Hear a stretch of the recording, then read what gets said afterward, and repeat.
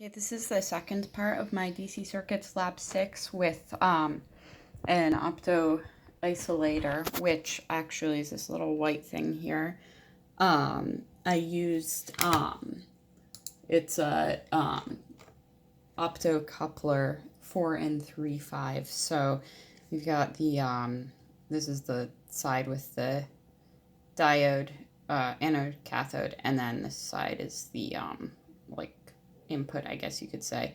And then this is the power, and this is the pin that goes out to my LED here. So it's kind of weird and sensitive. Like if I touch certain things, it'll just light up, which I don't know if I'm like shorting it with my finger or what.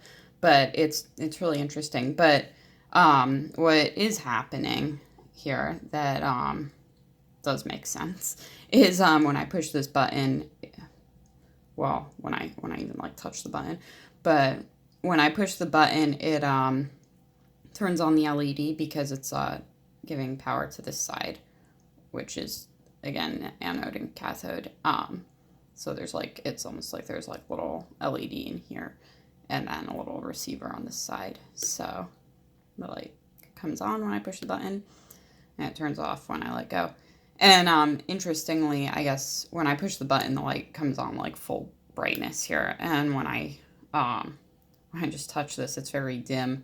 It's almost like there's just a little bit of juice going in here, which, again, I don't know. It's weird and sensitive, but that's my circuit.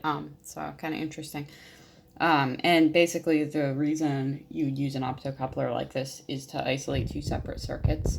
So again, same as in the last video, I have a 5-volt circuit on this side, and then this side is the 3.3 volt circuit on my Arduino here. So you can see the blue wire is 3.3 volts, and the orange wire is 5 volts.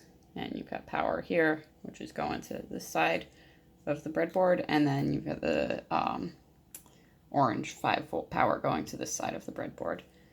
And so yeah, and that's it. So I've got the switch, optocoupler, and LED. And that's my lab 6 part 2 for DC circuits.